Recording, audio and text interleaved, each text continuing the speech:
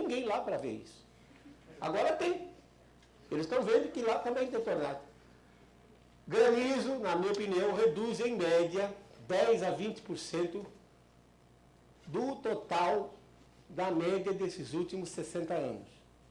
Quer dizer, passamos por um período mais seco, década de 50 e 60, na década de 70, 80 e 90 voltou a chover mais, as pessoas se acostumaram com mais chuva, agora estão reclamando que está seco. Não, é uma variabilidade natural em resposta à variação da temperatura, particularmente do Oceano Pacífico, que ocupa 1/3 da superfície terrestre.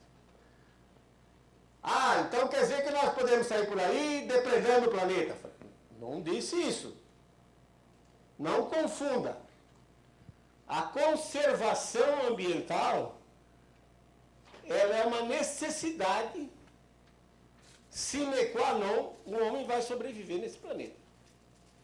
Se não conservarmos o ambiente, o planeta, nós vamos desaparecer e o planeta provavelmente se recupera uns tempos mais para frente.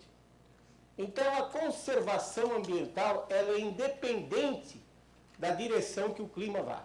Se aquecer, tem que conservar.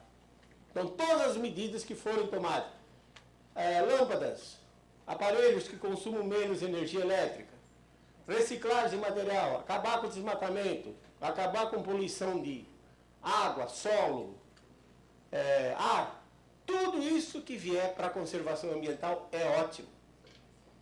Porque é o único planeta que nós temos. Mas é independente, se esfriar, tem que conservar. E se o Al Gore tiver razão que vai aquecer, também tem que conservar. Conservação ambiental não deve ser confundida com variações no clima. Esta semana saiu o nosso novo livro, O Embrólio do Clima, organizado pelo Zé Eli da Veiga, que é o professor da Faculdade de Economia e Administração da USP. O segundo capítulo é o meu, onde eu discuto isso que nós falamos, a parte física, e eles discutem também. O primeiro capítulo é sobre o IPCC, só repetindo o que o IPCC fala, e nos outros 2 capítulos as consequências econômicas. E vou deixar vocês fazerem perguntas, se vocês tiverem.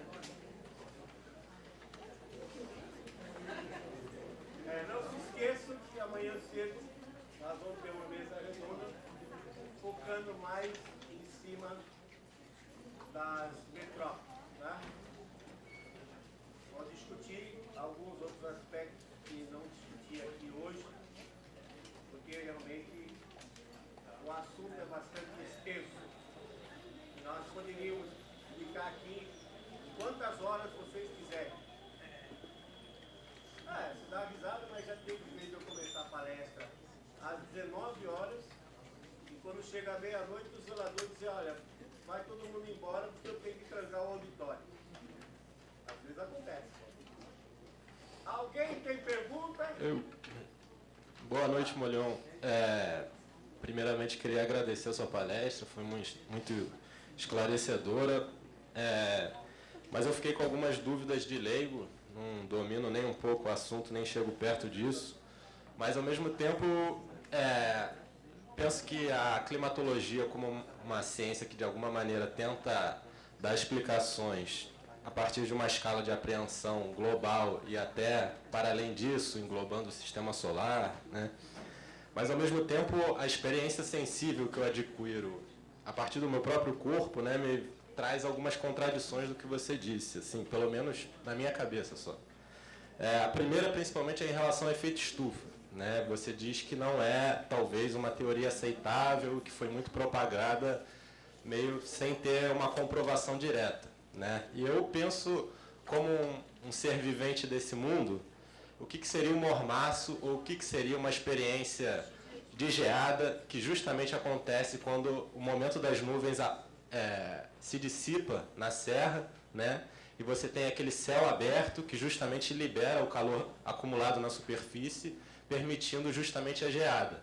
Geada de serra acontece muito quando todas as nuvens são liberadas e aquele calor é dissipado e aí a temperatura chega a negativo ou a 0 grau. O que seria isso, se não o efeito estufa? É a minha pergunta. Um outro ponto, como que isso, numa questão mais técnica, como que as temperaturas pretéritas, antes de existirem as próprias estações, são medidas? Se elas são restritas meramente a medições de concentração de carbonos e de substâncias na Antártica, né, por perfurações profundas, e se essas temperaturas medidas a partir disso, se elas não levam a uma certa credulidade de que você poderia, num só local, derivar uma temperatura para todo o planeta. Eu posso estar equivocado na minha pergunta, era só mais isso. E a última é se a ilha de calor urbano, que muitas vezes é restrita geralmente à superfície da cidade, por toda a sua malha técnica e essa superfície ser coberta por um material que tem um calor específico muito diferente de uma floresta, né? Mas ao mesmo tempo a gente olha para todos os continentes hoje e vê o grau de desflorestamento generalizado, né? E a gente sabe que a floresta ela tem essa estrutura de vinculação com a água do subsolo e a relação da radiação incidida na superfície foliar. Então, esse calor que irradia na superfície foliar, a partir da evapotranspiração, ele é levado para camadas mais superiores da troposfera e talvez permita essa liberação do calor. Agora, quando a gente olha para o Cerrado, que praticamente acabou, a Amazônia está no mesmo caminho, Mata Atlântica, ilhas de fragmentos, Caatinga, a mesma coisa. Me pergunto qual é a capacidade de liberação de calor de uma plantação de gramíneas que tem uma superfície, grau de profundidade de raiz minúsculo e que não tem essa capacidade de evapotranspiração tal como a floresta. Obrigado.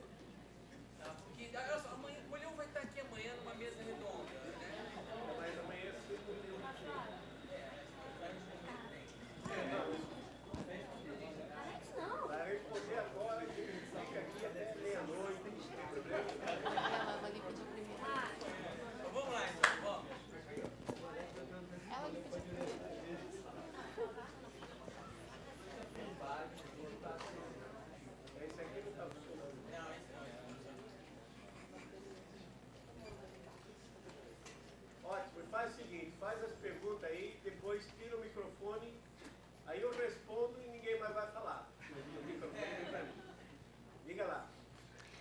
Bom, eu teria talvez muitas perguntas para fazer. Na verdade, a minha pergunta, é claro que o professor Molion pode e vai responder, mas a minha pergunta é mais ampla aqui para esse auditório. Eu gostaria de perguntar aos professores do Departamento de Geografia da PUC-Rio, que é a minha universidade, que convidaram o professor Molion para vir aqui falar para a gente hoje. O próprio professor disse que o que ele está falando aqui, o que ele falou aqui, que nós todos ouvimos, vai contra o que praticamente a totalidade dos cientistas hoje do mundo inteiro pensam, dizem, publicam há muito tempo, na verdade há mais de 2 séculos, né, sobre o aquecimento global antropogênico. Bom, como eu disse, o próprio professor Molion disse isso, né, mas sabendo que essas ideias brilhantes expostas pelo professor Molion são especialmente apreciadas pela direita brasileira. Não é à toa que o professor Molion dá palestras em associações do agronegócio, como ele próprio disse, né? Associações da pecuária, eu cito o Coplantio, a FENICAFé, o MF Rural, a Associação dos Sindicatos Rurais. Fez em 2012 uma palestra na Assembleia do Fórum do Brasil, que é uma organização de direita, de extrema direita, que ataca a Comissão da Verdade. Eu não sei se vocês que são do departamento de esquerda sabem disso. A Comissão da Verdade, as cotas, que fala em ofensiva indigenista, que defende o novo código, defendeu o novo Código Florestal, embora ele esteja dizendo que é contra o desmatamento, que propôs fundar, né, essa associação propôs fundar, por exemplo, no dia 31 de março, não é por acaso, 31 de março, vocês sabem muito bem o que aconteceu, em 1964, propôs fundar o Partido Ordem e Progresso, que diz coisas como, que chama a Comissão da Verdade de Comissão da Inverdade. Mas, sabendo disso tudo e de muito mais que eu poderia falar aqui, eu pergunto por que vocês do Departamento de Geografia da PUC, eu sei que não são todos, não é, preferem convidar o professor Molion para falar aqui, que está ao lado da TFP, dos ruralistas, dos produtores de combustíveis fósseis, em vez de convidar alguém como, por exemplo, o professor Carlos Nobre, que e alguém da Academia Brasileira de Ciências, que representa a nossa Academia Brasileira, nossa Academia de Ciências, né? O professor Carlos Nobre, não sei se vocês sabem, né? Além de ser um dos autores que participaram do IPCC, de ter diversos prêmios de reconhecimento internacional, reconhecimento nacional, é secretário atualmente de Políticas e Programa de Pesquisa e Desenvolvimento do Ministério da Ciência e Tecnologia do governo do PT, que é um governo de esquerda, né? Com vários prêmios, então, reconhecimento. Eu gostaria de saber, tenho uma curiosidade. Quer dizer, a minha curiosidade, na verdade, eu não vou fazer perguntas para o professor Molion, na verdade, porque conforme ele foi falando os seus argumentos, eu fui reconhecendo, né? Na internet a gente encontra sites excelentes que dão links para os artigos científicos, reconhecendo os chamados mitos céticos, né? Que são repetidos exaustivamente, são rebatidos com cuidado, né? Pelos cientistas, mas são repetidos de novo. Não adianta um cientista vir aqui e rebater os argumentos do professor Molion, porque ele vai repetir os mesmos argumentos. Então, eu não vou dirigir minha pergunta para o professor Molion, mas eu gostaria de lançar essa pergunta. Não precisam responder, não, mas eu gostaria de deixar aqui meu depoimento, meu espanto em relação ao Departamento de Geografia, que fez esse convite. E fez uma vez, e fez de novo, e talvez vá fazer de novo. Deixa eu tentar comprar essa dúvida. Bom, Débora, realmente eu acho você extremamente mal educada e deselegante. Exatamente. Eu acho que a gente tem um convidado aqui de honra dentro do nosso simpósio. Você foi e fez um vexame enorme na última mesa que teve comigo. Com muito orgulho, graças a Deus. Pois é, o que eu me admiro... Meus netos, eu pelo menos fiz isso na minha vida. Pois é, eu achei Sim, estava. Aliás, eu estava observando o seu comportamento o tempo todo ao longo da palestra, filmando sem autorização de imagem. Quer que eu jogue fora ou jogo fora? Eu não sei o que você faz com isso. Quer que eu jogue fora? Mas acho que você tem que ser, no mínimo, educada para poder conversar. Então, professor Molion, o que eu queria dizer é o seguinte, que eu me admiro muito o fato de pessoas que talvez nunca tenham trabalhado com estatística, que nunca tenham tido nenhuma medição de pluviometria ou estudou algo semelhante a isso. Eu estou falando de você, Débora, eu não estou falando de ninguém do IPCC. Estou falando que você é filósofo, você tem uma formação muito diferente das áreas do professor que está ali sentado, você nunca trabalhou com esse tipo de dado e, de repente, você tem uma sabedoria maior do que todos aqui presentes, que sabe liderar a revolução do terceiro milênio em direção à luz, à iluminação. É claro. Você é advogada dela, alguma coisa assim? Então tá, então dá licença, deixa eu falar. Eu também penso. Você então, quer falar? Eu estou querendo me colocar e não estou a fim de discutir com você, não te conheço, não sei nem o que você é. Problema de vocês. Me dá licença de falar? Pois é, vocês estão aqui, eu estou querendo falar, vocês estão me cortando?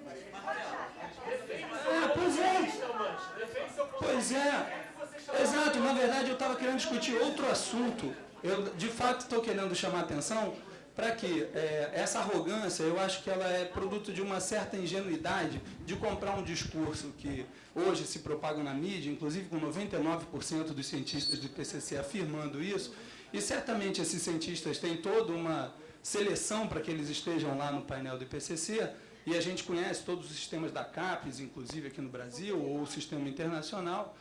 Ou mais do que isso, não estamos falando de uma ciência dogmática, nem de um dogma que a gente tem que aceitar ou não, como se fosse um time de futebol. Eu sou a favor ou eu sou contra o aquecimento global. Eu acho que a gente tem que ser cientista. Eu sou da área de geografia física, não sou climatólogo, não entendo exatamente dos dados e tenho a arrogância de querer proferir alguma coisa sobre as mudanças climáticas. Eu prefiro dizer que eu não sei sobre o tema antes de aceitar o relatório do IPCC ou aceitar a posição que o senhor está colocando, ou qualquer outra discussão. O que me chama a atenção é que direcionar essa discussão para as mudanças climáticas tira o foco de simplesmente o que está sendo discutido aqui nesse simpósio ao longo desses dias todos, que é o fenômeno da metropolização, da urbanização e de todas as contradições que hoje, brilhantemente, o professor Rui Moreira... Dá licença, Débora. Pois é, mas eu estou falando, não estou te perguntando nada. De forma, então, que o professor Rui Moreira colocou de forma brilhante sobre as contradições do capitalismo, particularmente do capitalismo financeiro, e o quanto que isso não tem, tira o foco da discussão a partir do próprio projeto civilizatório que a gente vive, de toda a proposta que se faz hoje internacionalmente, direcionada, inclusive, para a geopolítica das mudanças climáticas. Então, nesse sentido, eu queria que o senhor reforçasse essa relação entre a discussão, o foco da discussão nas mudanças climáticas estratosféricas e a realidade cotidiana do nosso projeto civilizatório. Obrigado. Olha só uma coisinha antes. É só o seguinte, que realmente, no contexto dessa reunião que está sendo feita aqui, eu acho que realmente tomar uma palestra pelo todo realmente descabido. Eu acho que as discussões que se tiveram aqui, anteriormente com o Marcelo, foram em termos do fenômeno da metropolização e realmente a questão dos acidentes se coloca, como o próprio professor falou.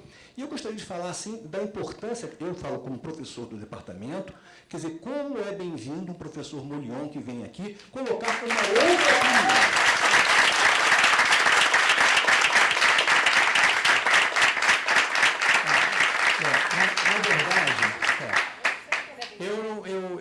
Eu acho que o Rogério falou exatamente o que eu ia colocar. Eu acho que o que não é possível é a gente não estar disposto a ouvir. Né?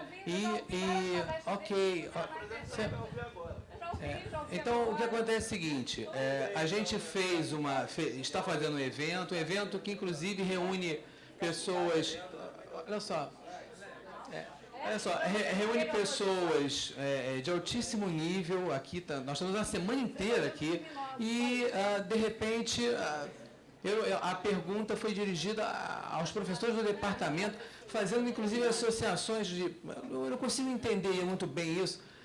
Não, porque a pessoa serve a este grupo que é de direita ou é de esquerda, enfim. Eu acho que a gente tem que ter... Desculpa, posso corrigir? Eu não disse isso. Não. Eu disse que escreveu e falei.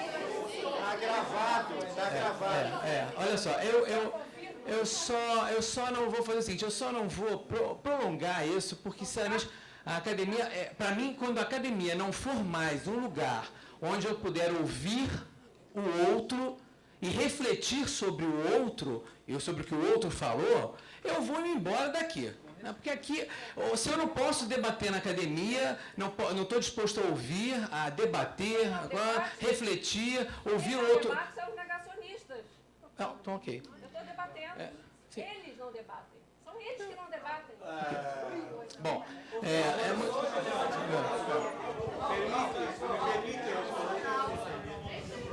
Atenção, por favor. Permitam-me responder as perguntas que foram feitas.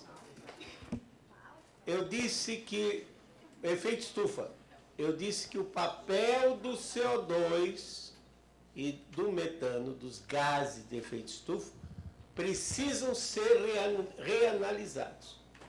Porque a mecânica quântica diz que esses gases, ao absorver o quantum de radiação infravermelha, eles absorvem por vibração e rotação e se chocam com as outras moléculas e perdem a energia. Ninguém está falando de nuvem. Nuvem é outro problema.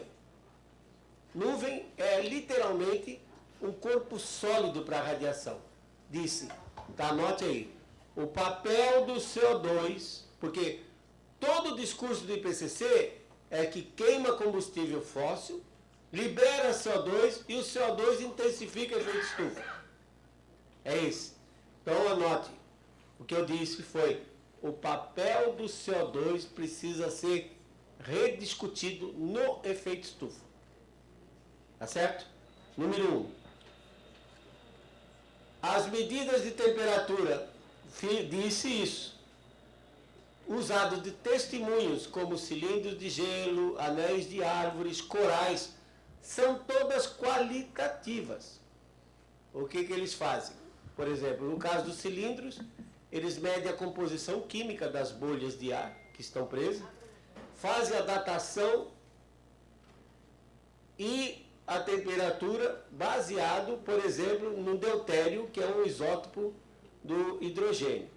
E comparam com as medidas por termômetros, que dizem que tem, então, 130 anos de dados. Aí o que eles fazem? Aferem o cilindro com as temperaturas dos últimos 130 anos e depois projetam para trás. Importantíssimo. Cilindro de gelo não é termômetro. Então o que você tem é uma variabilidade da temperatura qualitativa, que indica que no passado já esteve mais quente. Só isso que eu disse. Tá? A técnica em si, você pode discutir se ela é válida ou não. Mas não fui eu que fiz. E tem gente hoje na Antártica perfurando o gelo e continuando esse tipo de pesquisa. Ilha de calor urbano. A ilha de calor é devido às mudanças, e amanhã eu vou explicar mais os mecanismos físicos que formam a ilha de calor. Mas dizer que é devido a desmatamento, que o mundo está todo desmatado, por exemplo, a Europa hoje tem mais floresta do que tinha 1000 anos atrás. A Europa tem mais floresta. Ficarem falando besteira que a seca em São Paulo é devido ao desmatamento na Amazônia, isso é besteira. Você pode desmatar a Amazônia todinha, que sob o ponto de vista de clima global não vai fazer diferença. Sabe por quê? Você vive num planeta com 510 milhões de quilômetros quadrados. Qual é a área da Amazônia? 5 milhões. É 1% do planeta, contra 71% de oceanos. Eu posso dizer isso para você, porque a minha tese de doutorado foi exatamente nesse sentido. Eu dizia que se desmatássemos a Amazônia, nós poderíamos acelerar uma nova era glacial. Mudei de ideia. E como cientista eu tenho direito de mudar de ideia ao longo do tempo. Eu mudei de ideia. Então, as ilhas de calor são provocadas pela ação do homem, mas são efeitos locais, cuja fluxo de energia, quantidade de energia, não consegue absolutamente mexer na temperatura global. Agora, eu tenho um termômetro numa cidade, certo? Viena começou a medir temperatura em 1740. O que era Viena em 1740? O que é Viena hoje? Está na cara que aquele termômetro vai medir temperaturas crescentes, por causa do efeito da urbanização. Um exemplo aqui no Brasil. Instituto Agronômico de Campinas tem dados desde 1890. Quando você analisa a série de temperatura, também mostra tendência crescente. Onde é que está localizado o Instituto Agronômico de Campinas hoje? No meio da cidade. Então passou a sofrer a influência da ilha de calor. E quando você se sente mal, o mormaço que você está sentindo, isso é um efeito biológico. É um efeito biológico. Quando a temperatura aumenta, e de fato aumenta, está medido que a temperatura no centro da cidade, por exemplo, pode chegar a 10, 12 graus, superior à região vegetada. O seu organismo, ele tem um termostato. Você acha que você é um super-homem? Você não é. Sua temperatura está regulada em 37 graus. Se você chegar a 40 graus, você está morrendo de febre. E pode ter uma convulsão e morrer. Se você passar 5 horas com temperatura 2 graus abaixo disso, a 35 graus, você morre de hipotermia. Então o nosso organismo ele é muito bem sintonizado nessa temperatura de 37 graus. E qualquer mudança que haja no ambiente, a gente sofre desconforto. Pode ter certeza. É uma sensação sua, fisiológica. E não tem nada a ver com o clima. Com relação... Sim, mas não confunda a poluição. Eu não disse aqui, fui muito claro, que eu disse que o problema dos combustíveis fósseis não é o CO2. O problema do combustível fóssil é o enxofre que ele tem dentro. Eu também mudei de São José dos Campos. Eu sou um dos fundadores do INPE, na época que o INPE chamava-se Grupo Organizador da Comissão Nacional de Atividades Espaciais. Eu morei em São José dos Campos. Eu quase fui demitido quando eu disse que a Petrobras lançava 72 toneladas de enxofre por dia na atmosfera, numa região que antes era uma estação de tratamento de doenças pulmonares, São José dos Campos, e que depois, se você quisesse adquirir o seu câncerzinho, vá para lá por causa da Petrobras. CO2 não tem problema nenhum. Se você viaja num submarino, você fica submetido a 8.000 ppm. E nunca ouvi falar que nenhum marinheiro de submarino tivesse morrido.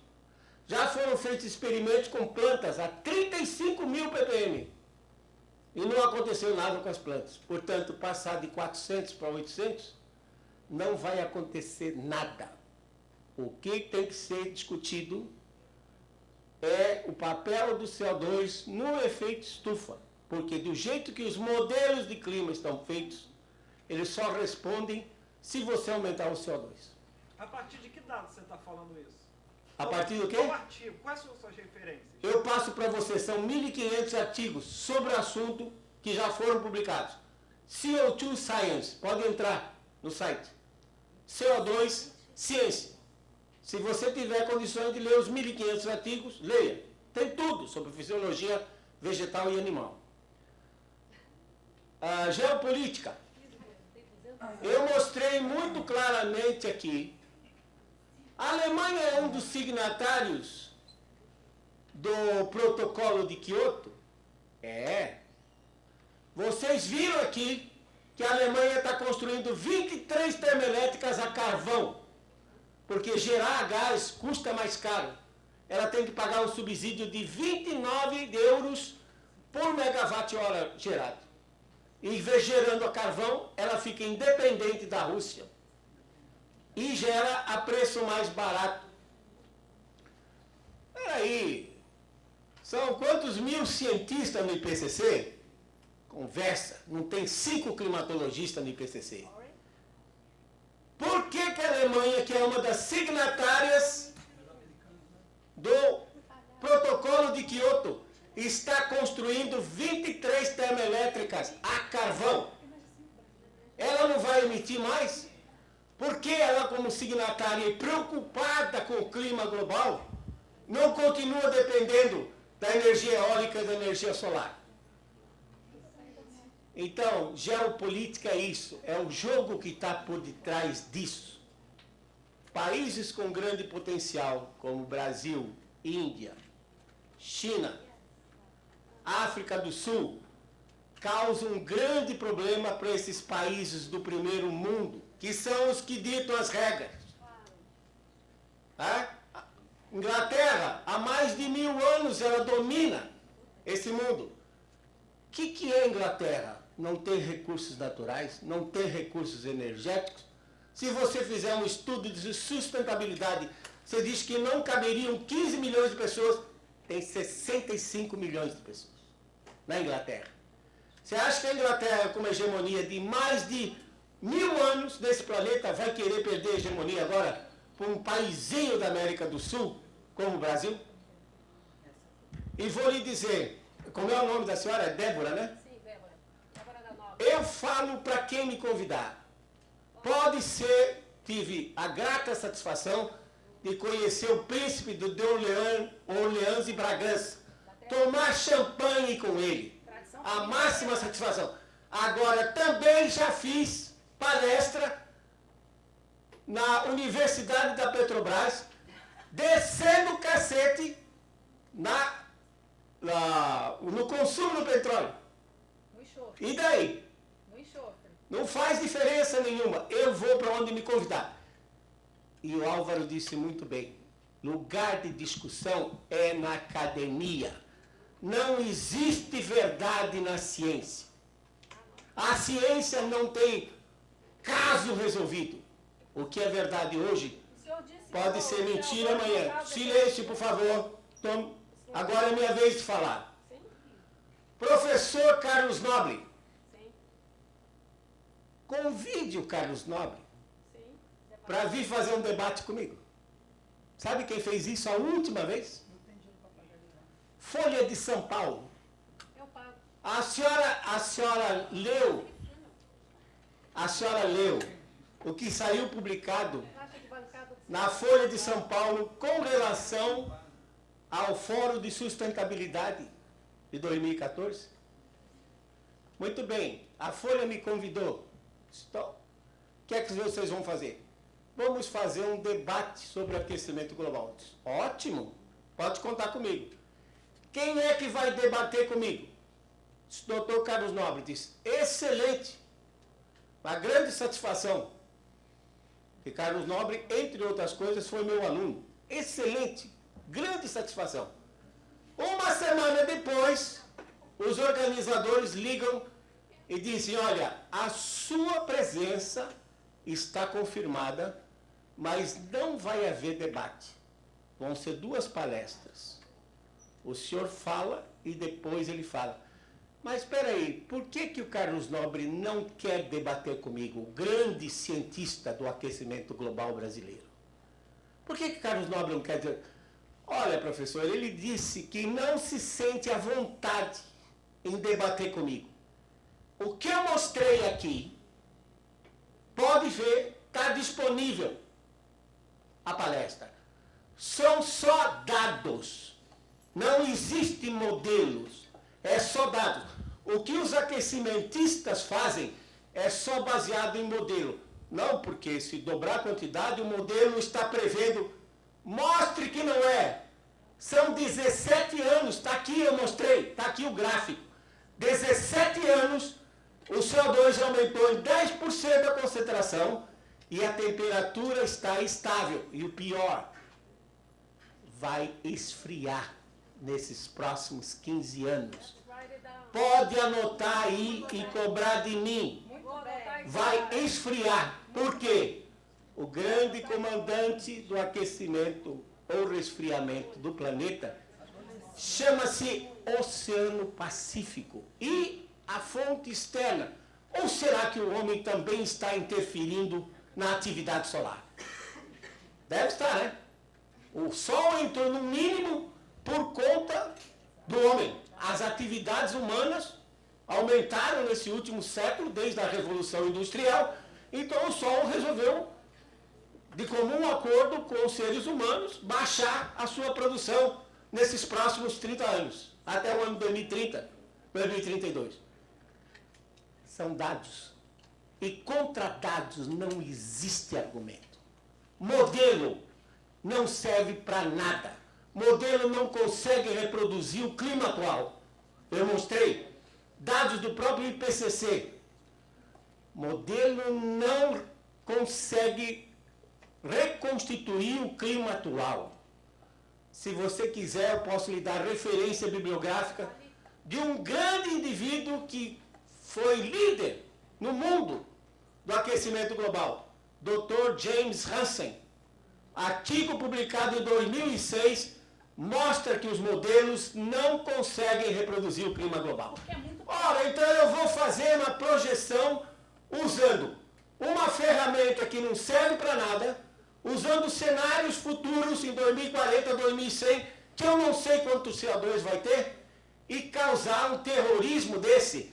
Qual é a base física? Qual é a base científica? Que modelos tem?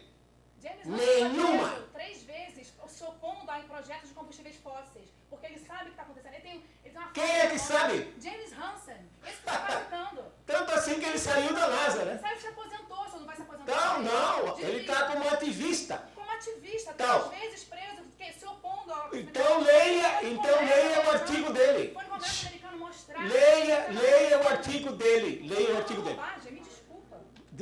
Bobagem. James Hansen. Eu vou dizer para você. Acho legal que você Presta atenção. entendida do assunto, né? Qual o exemplo? James Hansen nem climatologista não é. Você é climatologista? Ei, Respeitosa, cala James Hansen é astrônomo. Nem climatologista não é. Atenção. Eu já... Você... Quantos anos você tem de idade? Hansen também. Família de advogado, você está devendo alguém? Quantos anos você tem? Eu sou da época que a Terra estava indo para uma nova era glacial, você sabia? Você é o quê? Isso, eu sou de uma época, eu estava fazendo meu doutorado quando a Terra estava indo para uma nova era glacial. Não conhece isso, não? Olha, que peninha. Pegue as revistas Time Magazine, Newsweek, de 1974, 75, 76, The Big Freeze, como sobreviver na próxima era glacial. Aí, de repente, em 77, 76, o Pacífico virou, ficou quente, começou a aquecer o globo, agora a culpa é do homem, do CO2 que o homem libera. Quer dizer, em 75, 77, eu vou incluir amanhã, venha amanhã cedo que eu vou incluir a capa dessa revista. Em 77, prepare-se para uma nova era glacial. 10 anos depois, o mundo está pegando fogo porque o homem está liberando. Que raio de ciência é essa? Ciência é ciência. Não é Idade Média. Não é Inquisição. Ciência não tem uma solução. É sempre contínuo. É porque você está falando de ciência, mas tem várias teorias, por exemplo, o antropoceno, do Paul Crutzen, prêmio Nobel. Grande porcaria! Você sabe quem é Paul Crutzen? Trabalhou comigo. Ah, você é genial. Você tudo que trabalha pra você, Não, você sabe a verdade. eu sou velho, é diferente. Não, velho também. Eu sou velho. Sou velho, sou experiente. Você acha que Eu tenho 46 anos em clima. Trabalhou com o senhor, então não aprendeu Não,